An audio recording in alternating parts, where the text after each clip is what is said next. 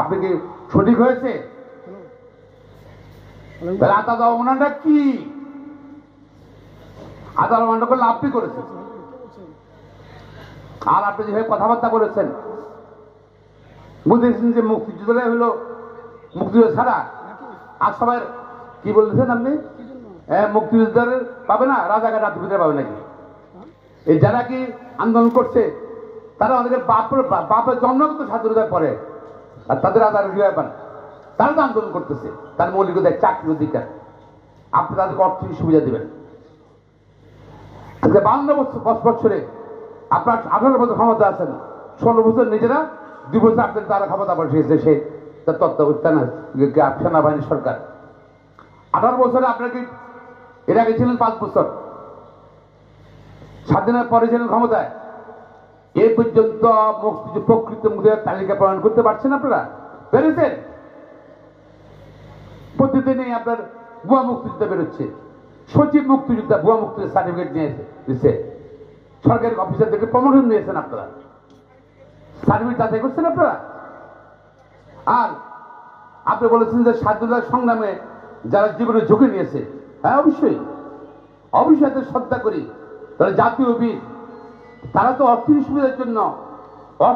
সুবিধার জন্য কোনো যুদ্ধ করে নাই, তারা তো ছিল না, পাহাড়ের সঙ্গে ছিল না, তারা স্বাধীনতা সংগ্রামের জন্য তাদের জীবন বাজি করে আবেগে দেশকে স্বাধীন মুক্ত পাওয়ার জন্য যুদ্ধ করেছে।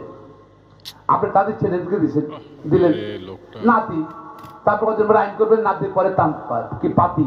হ্যাঁ, আপনার কই মুক্তিযোদ্ধা তালিকা কোথায়?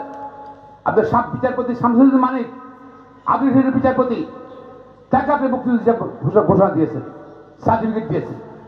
মানিক সাহেব কোথায় ছিল? মানিক সাহেব স্বাধীনতা সংগ্রামের সময় সে তো শিক্ষিত, একটা টক শোতে সে স্বীকার করেছে আমার সাথে, সে স্বাধীনতা সংগ্রামের সময় সে লন্ডনে ছিল, বাংলাদেশে ছিলই না, ভারতেও যায় নাই, যুদ্ধ করে নাই, কিছুই করে নাই।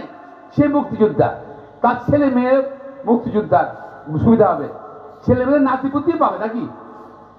তো এই ধরনের মুক্তিযোদ্ধাদেরকে জীবন বাজি রেখেছেন উনি লন্ডনে থেকে। এইরকম কতজন আছে আপনার? পত্রিকা আসছে 8 বছর বয়স স্বাধীনতা সংগ্রামের সময়, সেও নাকি মুক্তিযোদ্ধা। তো তার ছেলেমেয়েরা পাইব? পত্রিকা এসে যে একজন মুক্তিযোদ্ধার 2টা সন্তান, সে আর পাশে অ্যাডপ্ট করছে, 7 জন করে 5 জনকে মুক্তিযোদ্ধা করে দিয়েছেন। তো কারে খাইছেন আপনি? কারে শেষ করলেন আপনি? মেধা সম্পন্নতা শেষ করে ভুয়া মুক্তিযোদ্ধা 5 জন ঢুকাইছেন আপনি, তদন্ত করেছেন আপনি, বিচার করছেন আপনি? বিচার তো আপনি করেন, বিচার তো আপনি করেন নাই। আপনার এই পরিকল্পনার অংশ হল যে বাংলাদেশকে মেধা শূন্য করা। কার স্বার্থে? কোন বিদেশি শক্তির স্বার্থে? আপনার এখানে সব কোটা, আপনার সারা পরীক্ষা দেবো ঠিকই, কিন্তু তাদের যে মার্ক কম পাইলো, মেধা কম থাকলো, তারা যে চাকরি পেয়ে যাবে, মেধাবীরা বাদ পড়ে যাবে। অর্থাৎ মেধাবীরা তোমরা দেশে জায়গা নাই, চলে যাও দেশের বাইরে। সারা পৃথিবীতে চাই মেধাবীরা তার দেশে চলে যাবে ফিরে। আপনি চান, আপনি সিস্টেমের কারণে চান মেধাবীরা বিদেশ চলে যাক। এবং আপনি নিজেই বলেছেন বিচারাধীন থাকা অবস্থাতে কেন কথা বলছেন আপনারা? আর সবাই বক্তৃতা দিচ্ছে আপনার নেতারা, আওয়ামী লীগের নেতারা, যে আদালতের বিচারাধীন। আর প্রধানমন্ত্রীকে পরামর্শ দেন, এই বিচারাধীন থাকা অবস্থায় প্রধানমন্ত্রী বা কোন মন্ত্রী এ বক্তব্য দিতে পারেন না, এটা আদালত অবমাননা হয়। আর আদালত প্রধানমন্ত্রীর বিরুদ্ধে হবে কিনা বা সময় কিছু করবে কিনা, এটা দেশের পরিস্থিতির কারণে আপনারা বুঝেন, আমি জানি না, করতে পারে, হ্যাঁ সাহস হতে করতে পারে, করলে আবার হয়তো দেখা যাচ্ছে এটার মধ্যে হইতে পারে, এসকে সিনের মতো অবস্থা হইতে পারে। হ্যাঁ, ঠিক আছে। হ্যাঁ, এবং বিচার বিভাগকে আপনি কম খেলেন না। আপনি সারা পৃথিবীতে আপনি বাংলাদেশের মুখে কলঙ্ক লাগিয়ে দিয়েছেন। দেশের সাবেক প্রধান বিচারপতি এসকে সিনহা সরকার কথা দিয়ে রায় দেয় নাই, তাকে বস্তু দিবেন না 1 কোটি টাকা ঘোষণা দিয়েছেন। তারপর ক্যান্সার রোগী বানিয়েছেন, তাকে বিদেশি মাটিতে ওই যে থাইল্যান্ডের রাস্তা পাওয়া করিয়েছেন, এক রিফিউজি বানিয়েছেন। সে আতঙ্কটা এখনো রয়ে গেছে। তো আপনি কোনো বিচার নীতিমালা করেন না আপনি, আপনাকে বারবার আইনগত সম্বন্ধে বলেন। উনি আবার স্বীকারও করছেন আপনারা রাগ ছিল, রাগ করে আমি কোটা বাতিল করছি। আপনি 3 বারের প্রধানমন্ত্রী, কতবার এমপি হয়েছেন, সংবিধান শপথের যে চ্যাপ্টারটা সেখানে দেখে দেশ পরিচালনায় কোনো অনুরাগ বিরাগে থাকতে পারবেন আপনি।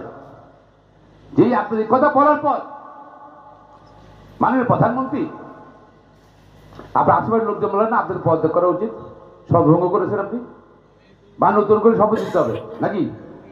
যেমন না আমাদের উজু করলে অনেক সময় উজু ভেঙে যায় বিভিন্ন কারণে, আবার নতুন করে আমাদের উজু করতে হয় নাকি? হ্যাঁ, প্রধানমন্ত্রীর পক্ষে স্বীকৃতি, উনার স্বীকৃতি উনি স্বীকার করেছেন উনি রাগের বশবর্তী আমি বাদ করছি, তারপর তো ওনার শপথ ভেঙে গেছে। তা আমরা সকল আইনজীবী